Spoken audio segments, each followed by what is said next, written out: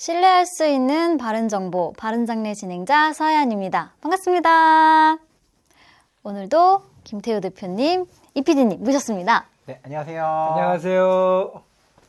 네, 오늘의 주제는 묘지 이장이에요. 사실은 4년 전에 이제 두 분이서 촬영을 해서 올렸었잖아요. 네, 벌써 4년이 되긴 했는데 그때는 조금 묘지이장 좀 영상도 길었고 그리고 이걸 오시는 분들이 묘지이장에 대해서 많이 알고 계실 거다라는 걸 전제로 좀 찍은 영상이긴 해요. 네, 그래서 2025년 버전으로 오늘 다시 한번 설명을 해드리려고 하는데요.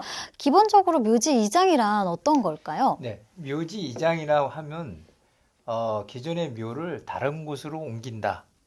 그래서 예전에는 매장묘에서 예를 들어서 뭐 1km라든지 다른 지역으로 매장묘를 다시 쓰는 거를 우리가 흔히들 묘지 이장이라고 했는데 요즘들은 시대가 좀 변해서 최근 한 2005년도 이후부터는 화장들을 많이 하시잖아요. 그렇죠. 맞아요. 그래서 묘지 이장이라고 생각하지만 묘지 개장한다라는 표현들을 요즘 많이 써요. 근데 같은 의미로 보시면 될 것 같아요. 네. 네, 방금 말씀하신 대로 가장 대중적인 방식은 묘지 이장이라고 하면 요즘에는 매장묘를 화장해서 봉안당에 안치하는 것을 표현하죠. 근데 봉안당이라고 하면 많은 분들이 일반적으로 알고 있는 납골당을 생각하실 수 있을 것 같은데 납골당은 일제강점기 용어이기 때문에 저희가 봉안당으로 승화해서 설명해 드리는 거 이해하시면 좋을 것 같습니다.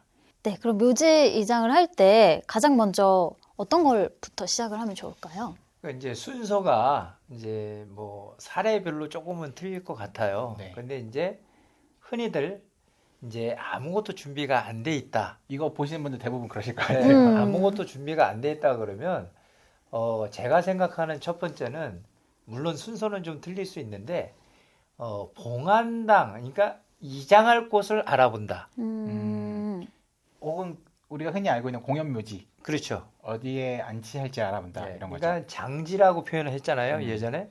그러니까는 봉안당이나 수목장이나 또는 해양장이나 공원묘지나 이장할 곳을 먼저 좀 알아보고 그 후에는 저희 같은 업체, 그러니까 지역이든 아니면은 뭐 여러 자료를 통해 가지고 알아보시는 전문적인 이 묘지 이장을 도와줄 용역 업체를 선정하는 것이 좋지 않을까라는 생각을 좀 갖고 있습니다. 근데 봉안당을 알아보기도 조금 어려우신 분들은 네. 업체부터 먼저 선정을 하시고 네. 거기에 의뢰를 해도 괜찮을까요? 그러시는 경우들도 많이 있고요. 저희 같은 경우는 장지 팀들이 있잖아요, 전문적으로. 네네. 그러니까 저희들은 장지를 먼저 문의하셔가지고 그 이후에 서비스인 묘지 이장을 같이 도와드리는 형태들도 있어요. 그래서 사실은 이제 업체를 먼저 알아보고 그 업체 분들한테 저희가 어디 정도에 사는데 어떤 방식으로 하고 싶은데 혹시 추천해 줄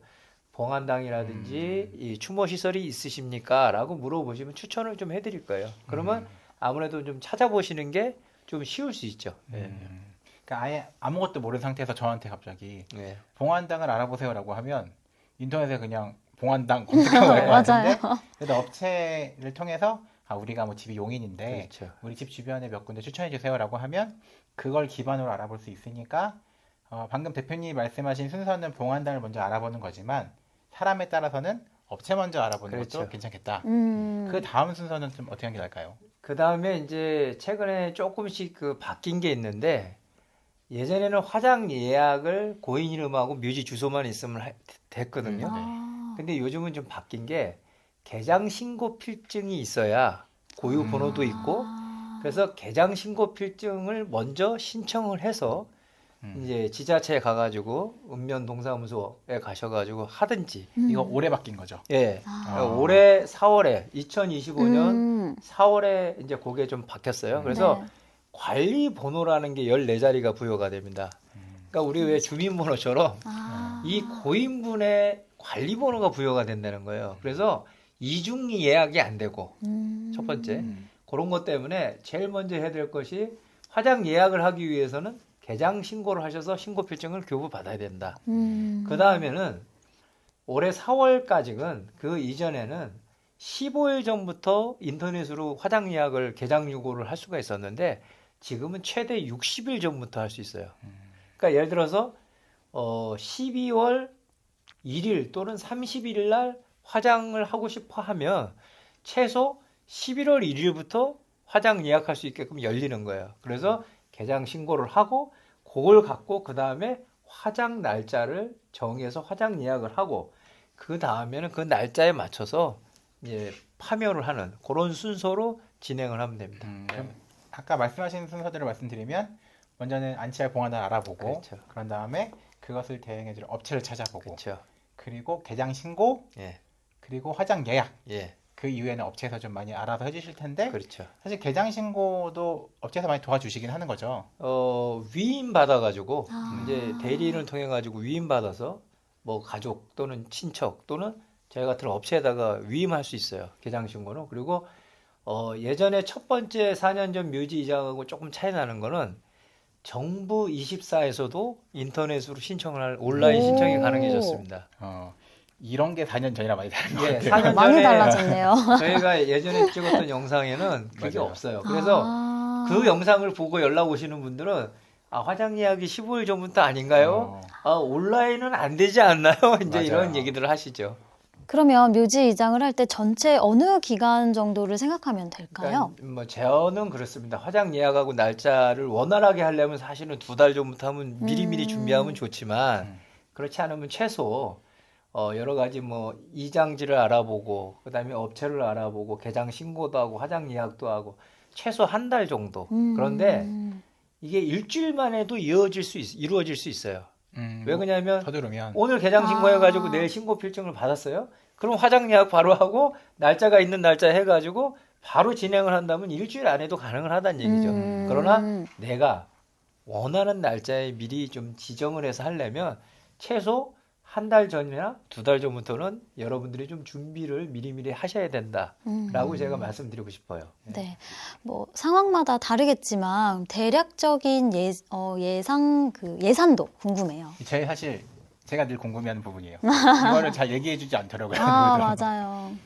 네, 저희가 이제 어떤 업체랑 또 비교를 할 수도 있고 맞아요. 저희가 얘기하면 너무 비싸네. 아니 뭐 그거밖에 안 돼. 또 이게 눈높이가 다 틀리거든요. 그러니까 그냥 저희가 편하게 말씀드리면 단장 한기가 있다라는 가정하에 저희들이 포크레인이 안 들어가고 수작업으로 할 수 있는 묘다라고 하면 보통 지역에 따라서 또 상황에 따라서 틀리겠지만 보통 단장 한 분이면 파묘하는 비용은 한 80만 원에서 100만 원 정도. 요 정도를 좀 보시면 되고 4년 전 영상에는요. 한 70만 원, 80만 원 이렇게 됐을 거예요. 4년이 동안 물가가 많이 올랐어요. 그렇죠, 조금 그렇죠. 네. 올랐어요. 인건비도 예, 오르고. 예. 맞습니다. 예, 그렇게 보시고 네. 혹시 이제 기수가 좀 많다. 그러면 이제 단가들이 좀 떨어지겠죠. 그럼 기수가 많으면 사람이 하면은 시간이 많이 걸리니까 포크레인이 들어가든가 아니면 한 분 계시더라도 성물들이 기존에 너무 많아가지고 이 성물을 움직이려면 사람이 못 하잖아요. 그렇죠. 그런 경우 같은 경우는 포크레인이 들어가야 되니까 포크레인이 들어가는 비용 뭐 하루에 일일 포크레인을 쓰는 게 한 70만 원 되거든요. 그게 추가될 수 있고 아니면 여러 기면 기단가는 좀 내려가고 포크레인 들어가고 이런다고 생각하시면 되겠죠. 뭐 아시겠지만 지금 말씀드리는 거는 대표님이 계시는 요셉의 사람들 아, 기준이고 네. 다른 업체들은 사실은 이게 다 인력비나 음. 이 보수에 관련된 부분이니까 많이 좀 다를 수 있다라는 걸 참조해 주시고 방금 말씀하신 게 계정만 말씀하신 예, 거죠. 그렇죠. 뭐 화장 비용 화장 비용은 화장장마다 조금씩 다 틀려요. 만약에 관내 예를 들어서 서울에 있는 뭐 망우리 공동묘지에 있는 묘를 파묘를 했다. 그러면 서울에 있는 화장장 가가지고 화장을 하게 된다 그러면 벽자나 서울춘몽원이거든요. 그럼 한 분에 6만 원이에요. 되게 저렴하네요. 예, 그러네요. 근데 예를 들어서 경기도 이천에 있는 묘가 이 서울 관내에 와가지고 화장을 하시잖아요. 40만 원이에요. 차이가 되게 많이 나네요. 예.